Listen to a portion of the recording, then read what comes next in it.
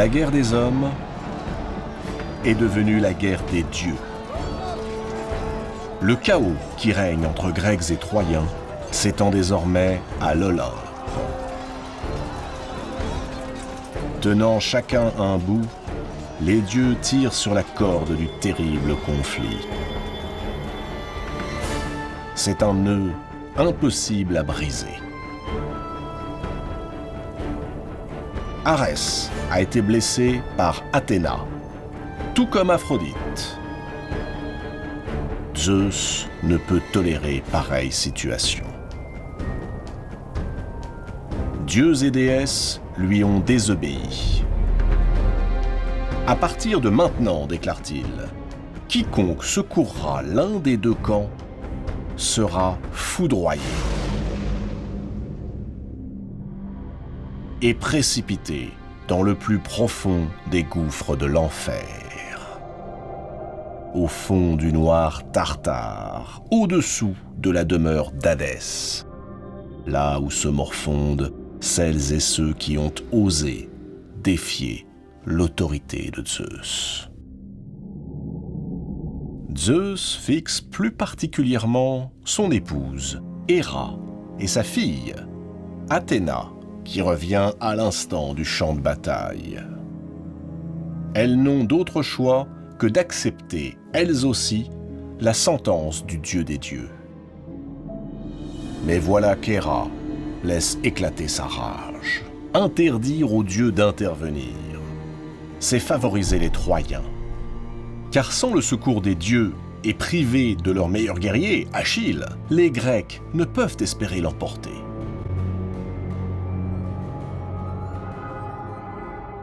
Arès, galvanisé par la colère de sa mère Héra, demande à Zeus, sur un ton de reproche, combien de temps encore il tolérera que sa fille Athéna manipule les hommes pour s'en prendre aux immortels. Il accuse Zeus de protéger sa fille préférée, au prétexte qu'il l'enfanta lui-même.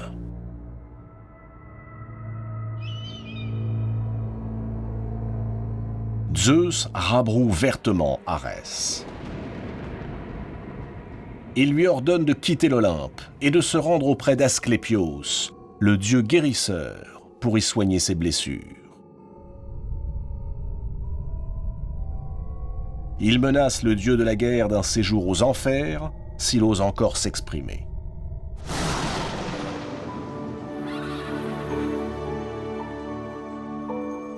Puis, le dieu des dieux monte sur son char, saisit son fouet, frappe ses chevaux aux pieds d'airain et s'élance entre ciel et terre. Nul ne sait où il se rend, ni ce qu'il trame. Mais, à voir l'expression de son visage, il est clair qu'il n'a nullement l'intention de se cantonner au rang de simple spectateur.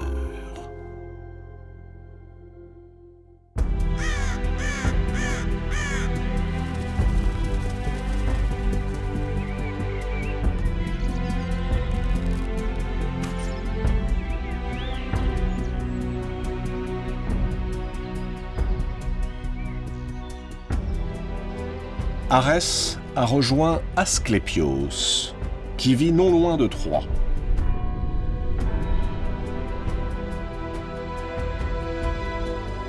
Le dieu guérisseur est fils d'Apollon. Deux de ses fils ont pris part à la guerre contre les Grecs et sont déjà tombés sous les coups du redoutable Achille.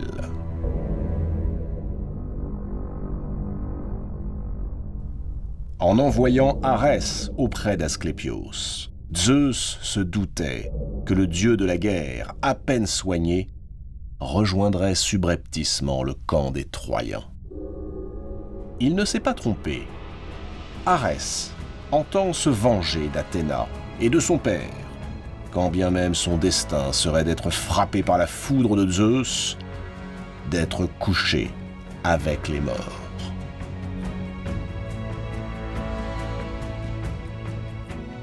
Arès se place derrière Hector et lui souffle sa flamme.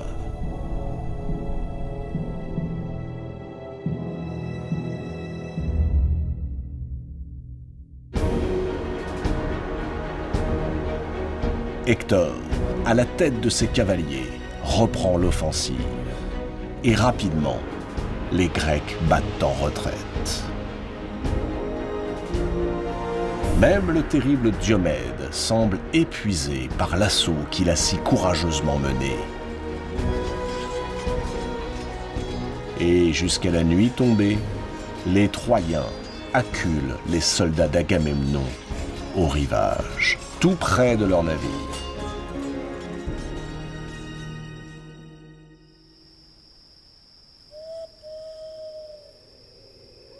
Un vent triste souffle sur le campement grec. Ni vainqueur, ni vaincu. Le vieux Nestor observe la construction d'un mur entre la plaine de Troie et le rivage. Il encourage ses soldats. Ce mur doit être achevé avant l'aube.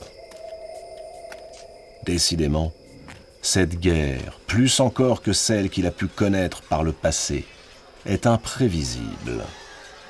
Une fois de plus, la fortune a changé de camp. Alors que la veille, les Troyens pliaient sous les coups du jeune Diomède, les voilà maintenant qui dominent la bataille. Leurs attaques sont de plus en plus pressantes. Nestor a bien fait d'ordonner la construction de cette muraille. Car si l'ennemi atteint les bateaux, rien ne l'empêchera d'y mettre le feu, et plus un seul Grec ne reverra sa patrie.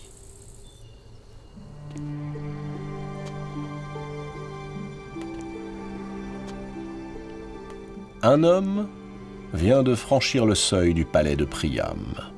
Il marche lentement. Son grand âge l'oblige à s'appuyer sur une canne. Il s'appelle Anténor. C'est le beau-frère du roi. Après s'être incliné devant le souverain, il jette un rapide coup d'œil sur ceux qui sont présents. Paris, Priam, Hector, Écube, et dans un coin, Cassandre.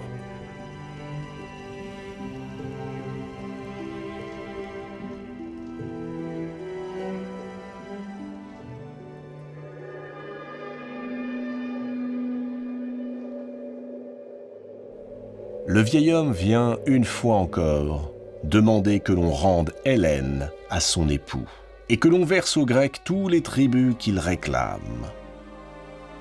Il ne fait que porter la parole du peuple. Ce peuple de Troie, qui depuis 10 ans résiste aux Grecs, est épuisé.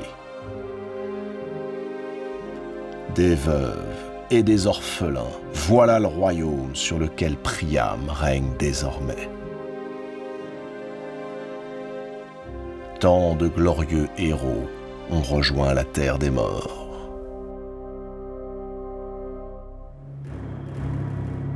Mais cette fois-ci, c'est Hector qui s'y oppose.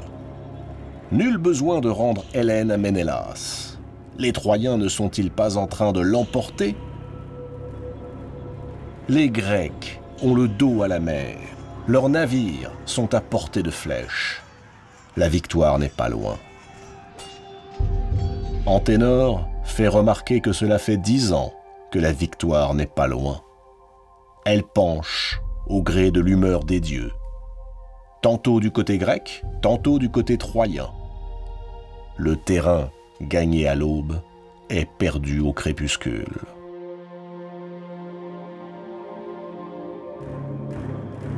Paris, offusqué, réitère son refus de rendre Hélène. Anténor évoque à nouveau l'intérêt du peuple. Hector réclame davantage de cavaliers pour harceler les Grecs. Priam a l'air perdu. Tandis que les hommes jouent à la guerre, 2 femmes s'éclipsent discrètement, la reine Écube et sa fille Cassandre. Cassandre possède l'art de prédire l'avenir, mais parce qu'elle a refusé les avances d'Apollon, le dieu de la lumière l'a condamnée à n'être jamais crue par personne. Cassandre l'a vu. Si Paris ne rend pas Hélène à Ménélas, alors Troie brûlera. Et sa mère le sait, mieux que personne.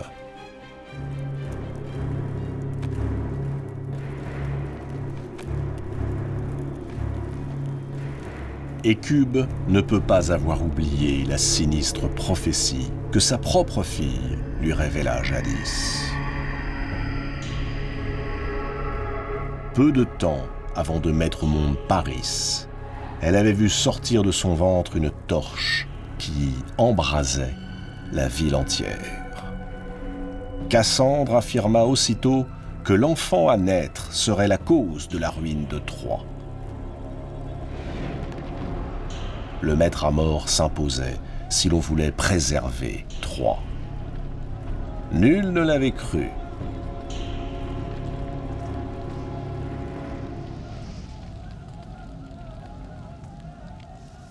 Hécube et Priam, effarés, accusèrent Cassandre de ne pas aimer son nouveau frère.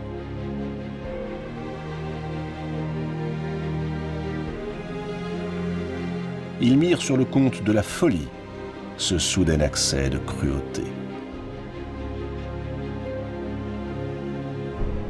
Hécube, toutefois, vécut dans le trouble l'adolescence du beau Paris.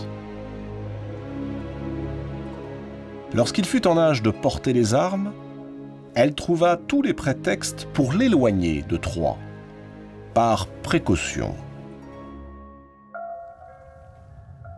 Bien sûr, elle ne croyait pas aux prophéties de Cassandre, mais elle avait bien vu cette torche enflammer sa cité. Au fond d'elle-même, Hécube sait que Cassandre n'a pas tout à fait tort. Le choix de Paris est cause de bien des malheurs pour les Troyens.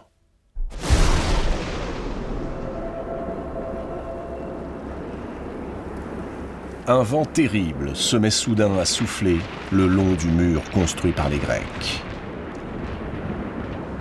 La mer et le ciel, jusque-là si calmes, sont déchaînés.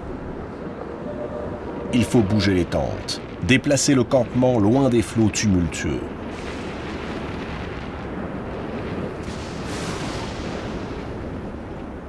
Nestor rejoint Agamemnon et Ulysse. Ils ont compris. Dans leur hâte à bâtir ce mur pour contrer les assauts troyens, les Grecs ont oublié de sacrifier au dieu qui érige les murailles, Poséidon. Lui, le bâtisseur de l'invincible muraille de Troie, ne peut supporter que de simples mortels construisent un mur, sans même honorer son nom.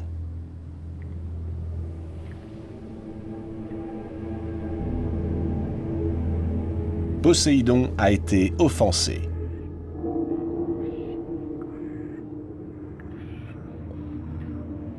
Les trois rois blêmissent. Ils savent combien le dieu de la mer et des océans est ombrageux. Il punit tous ceux qui oublient de sacrifier à son culte.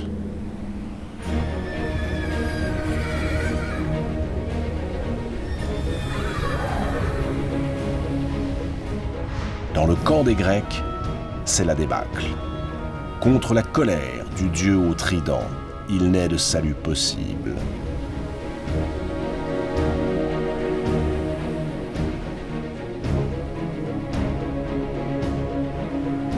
Les plus farouches soldats tombent à terre, implorent la clémence du dieu marin.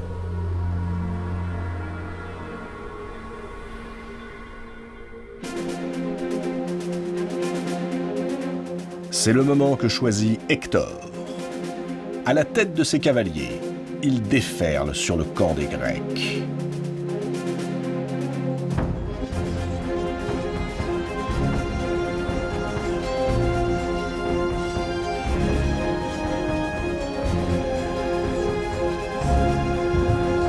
Les Troyens semblent mus par une force invincible.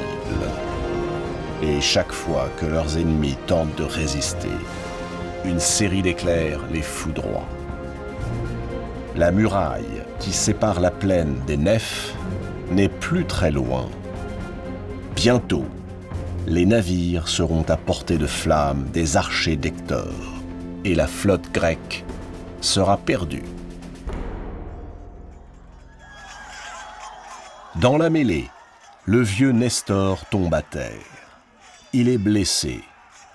Il n'y a personne pour lui porter secours. Diomède, le jeune roi d'Argos, se précipite vers Nestor et le hisse sur son char. Il s'élance avec une telle fougue qu'il est sur le point de repousser les premiers cavaliers troyens. Mais une nouvelle série d'éclairs frappe ses chevaux, qui se cabrent et le précipitent à terre, lui et le vieux Nestor. Par 3 fois, Diomède remonte sur son char, fait volte-face et se présente devant le fils de Priam. Par 3 fois, l'éclat du tonnerre le rejette en arrière.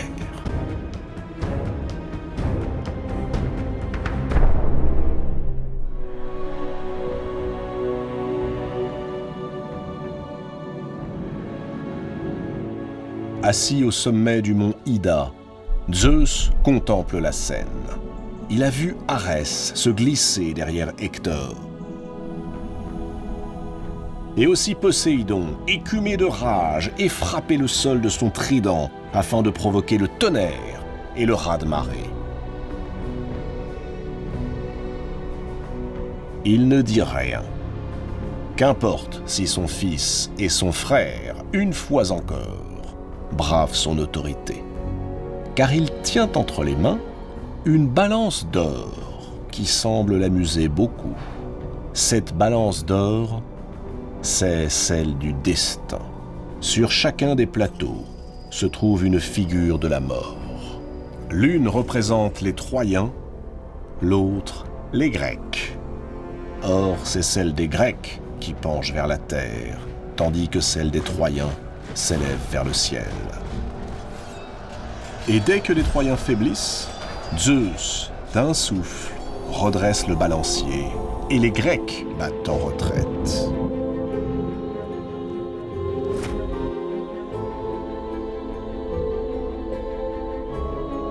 S'il a interdit aux dieux de prendre parti dans la guerre de Troie, c'est pour mieux servir ceux dont il veut la victoire.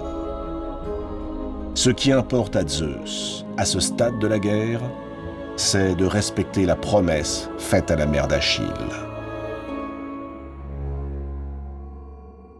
Les Troyens l'emporteront sur les Grecs, jusqu'à ce qu'Agamemnon présente ses excuses aux héros humiliés.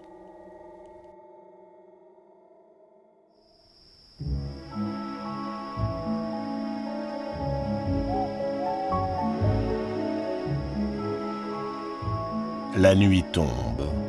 Les deux armées doivent cesser le combat.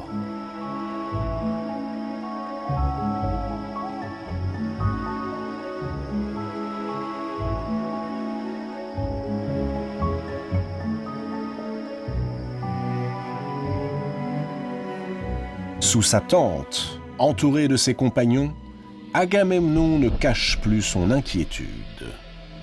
Le songe que le maître de l'Olympe lui a envoyé était mensonger. Il lui avait promis qu'il allait conquérir Troie. Et voilà qu'il le couvre de honte à la tête d'une armée en lambeaux. Zeus l'a trompé.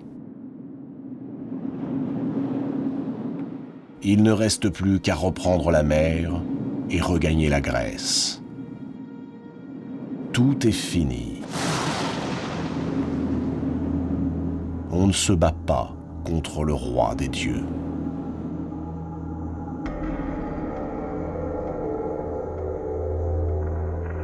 Ajax, Ulysse, Ménélas, tous les rois fixent le sol dans un mutisme total. Ce n'est qu'après un long moment que la voix de Diomède s'élève. Si Agamemnon songe vraiment à rentrer en Grèce, eh bien qu'il parte, et que ceux qui le souhaitent partent avec lui. Nul ne les retiendra, mais lui, le jeune roi Diomède, restera, et il y en aura sûrement d'autres pour se rallier à lui. Ils se battront jusqu'au bout, jusqu'à la prise de Troie, ou jusqu'à leur propre mort sous les coups de la foudre divine. Le vieux Nestor approuve. Il y a une solution pour sortir de l'impasse dans laquelle les Grecs se sont fourvoyés. Nestor prononce le nom que tous ont au bord des lèvres, mais que nul n'ose articuler. Achille.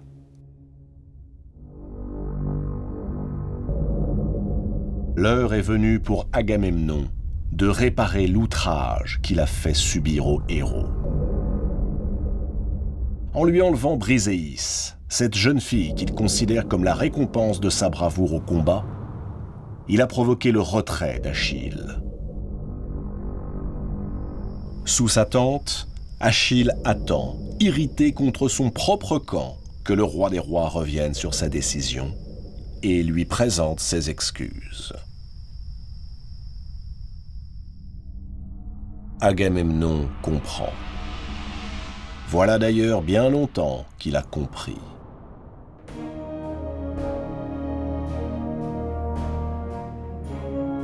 Sans Achille et son armée, les fiers Myrmidons, les Grecs n'ont aucune chance d'inverser le cours de la guerre. Il déteste cette idée, mais il n'a plus le choix.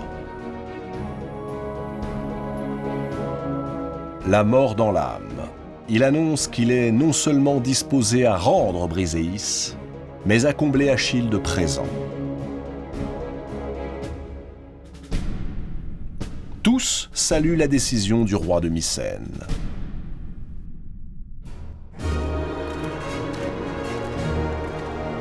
Pour la porter au fils de Thétis, Agamemnon désigne Ajax et Ulysse.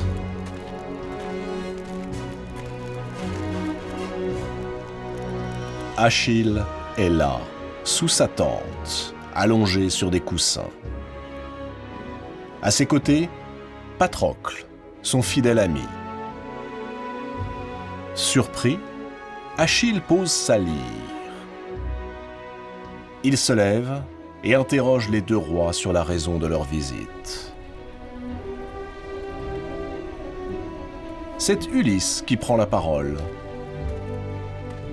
Il sait que si Achille ne se résout pas à calmer la colère qui l'anime, il regrette en son cœur le tumulte de la bataille. Alors, Ulysse décrit à Achille la tragédie que vivent les Grecs depuis qu'il s'est retiré du combat.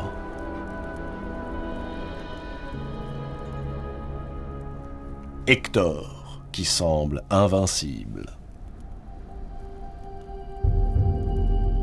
La flotte, qui risque d'être incendiée. La fin, qui approche. Il marque une pause, et encouragé par le silence d'Achille, il lui transmet l'offre d'Agamemnon, énumérant tous les présents que le roi des rois dépose à ses pieds si le héros accepte de revenir se battre à leur côté. Achille acceptera-t-il de dompter sa grande colère? Le silence retombe. Ulysse fixe Achille. Les cœurs sur cette partie de la terre battent plus fort.